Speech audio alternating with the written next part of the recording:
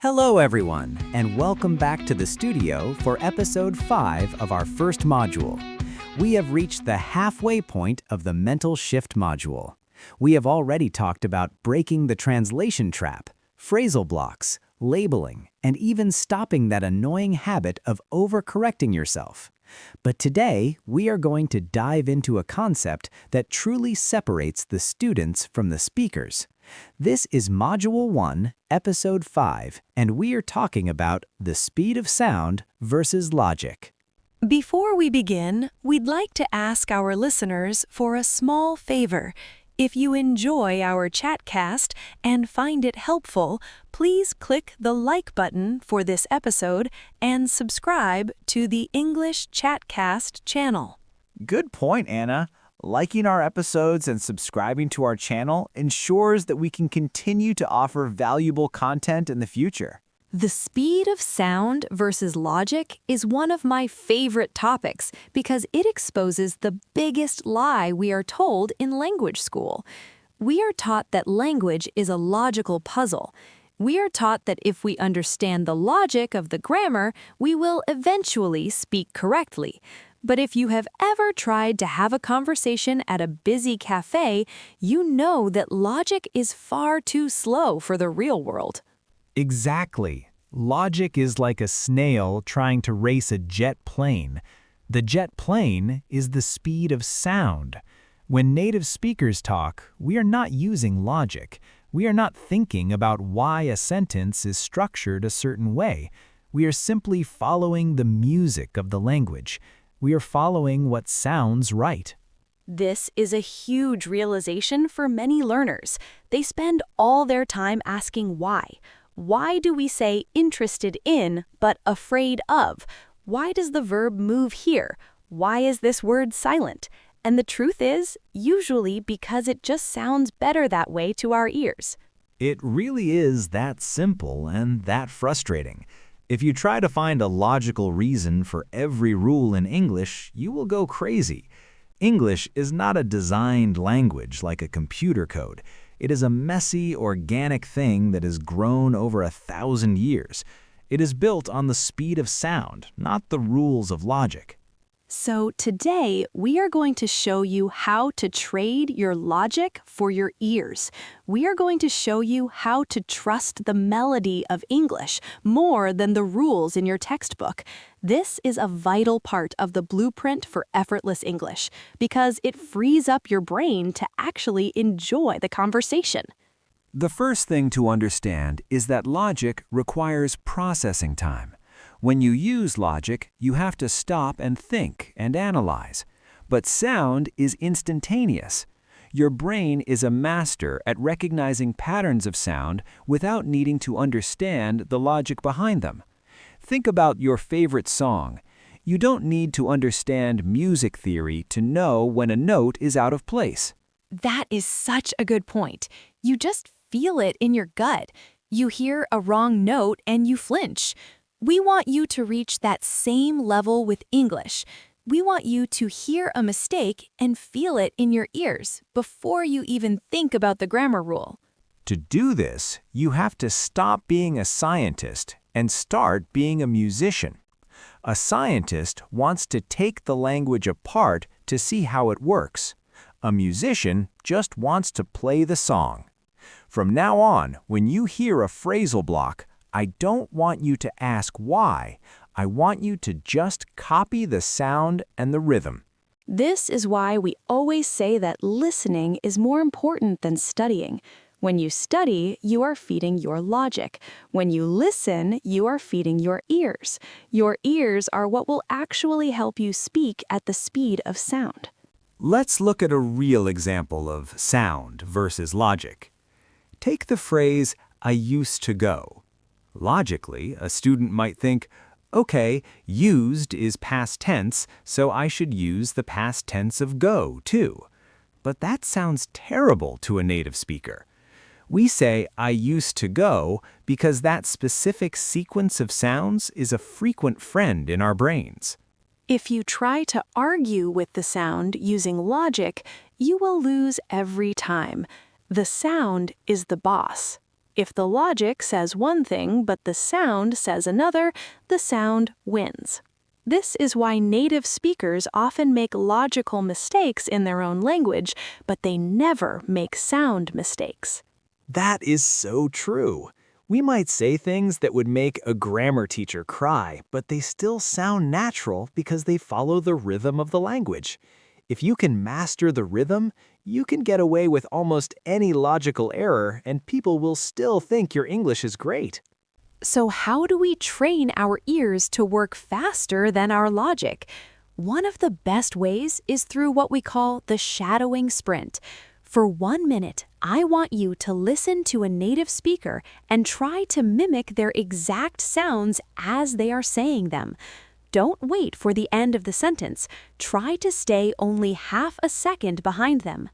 This is a high-speed exercise. It forces your logic to turn off because it doesn't have time to analyze the words. You are just a mirror reflecting the sound. You are connecting your ears directly to your mouth. It feels a bit chaotic at first, doesn't it? You feel like you are just making noise. It definitely does. But that noise is the sound of your brain bypassing the logic center. You are practicing the physical movements of English at the speed of sound. You are training your muscles to move in those specific ways without needing permission from your conscious mind. Another key to this is understanding that English is a stress-timed language. This means our logic is hidden in our rhythm. We don't say every word with the same length or power. We squeeze the unimportant words and stretch the important ones. This is where logic really fails the student. A logical student thinks every word in a sentence is important, so they give every word the same amount of time. I am going to the store. It sounds like a computer. But at the speed of sound, it becomes, I'm going to the store. We squeeze am and going and to and the into a tiny space so we can get to the big sounds. Your logic hates this because it wants to hear every word clearly, but your ears love it because it creates the melody of English. You have to give yourself permission to be blurry with the sounds. Logic wants clarity. Sound wants flow.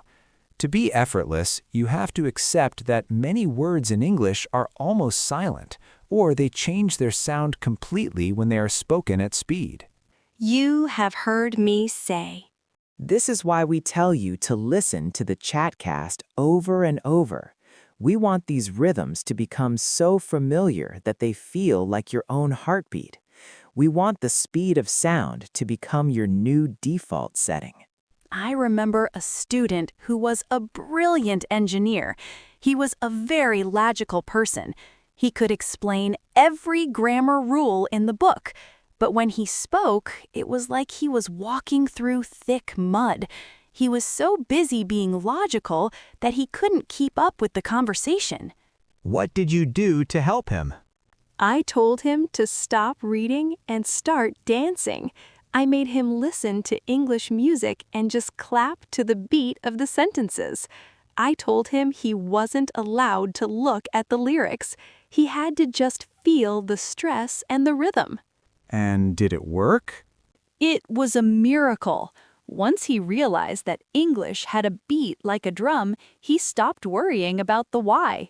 He started matching his speech to that beat. His speed doubled in 2 weeks because he stopped waiting for logic to give him the green light.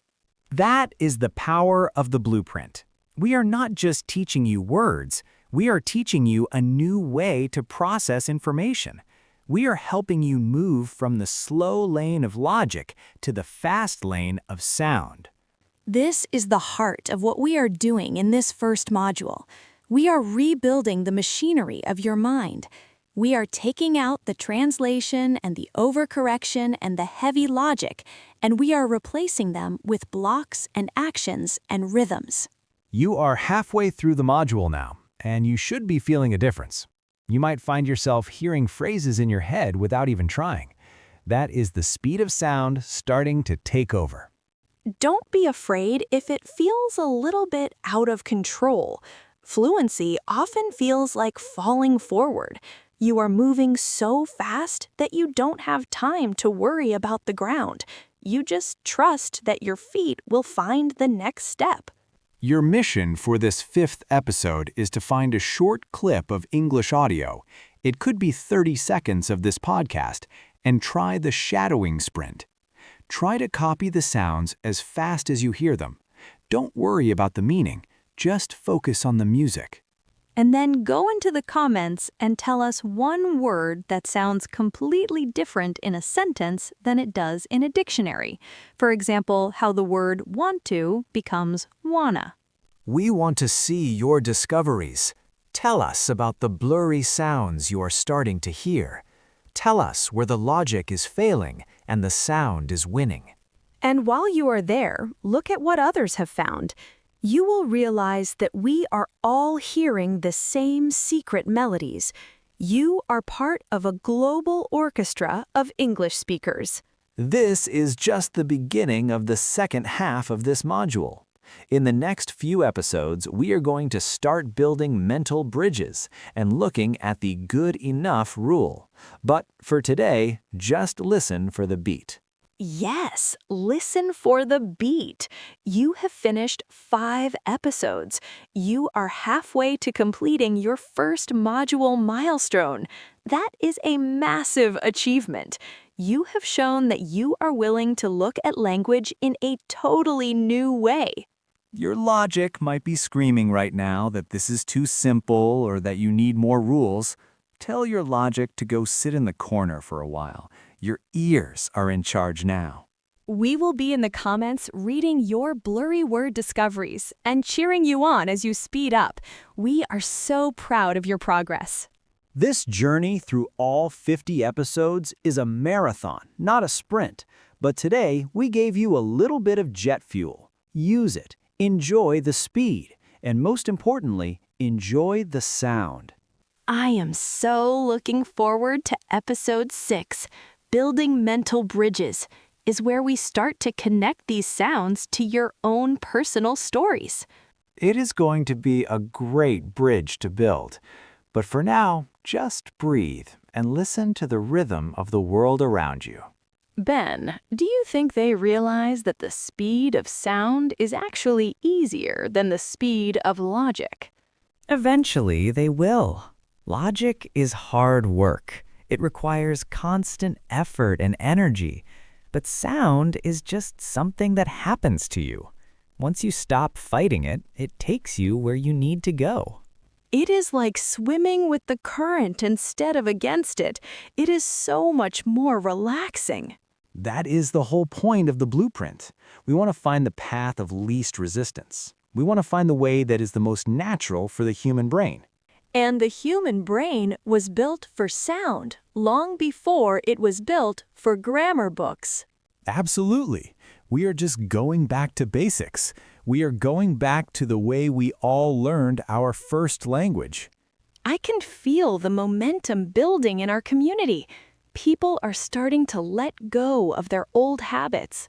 That is the best part of this job, seeing that moment of release, seeing the light bulb go off when someone realizes they don't have to be a scientist to be a speaker. Well, Anna, episode 5 is officially in the books. Great job, Ben. And great job to all of you at home for being brave enough to turn off your logic. I'm Ben. And I'm Anna. If you enjoyed this episode, be sure to like and subscribe. Feel free to leave comments about the Chatcast. We love hearing from you. Until next time, keep practicing, keep listening, and remember, learning English with us is a piece of cake. Thanks for listening, everyone. See you next time on the English Chatcast.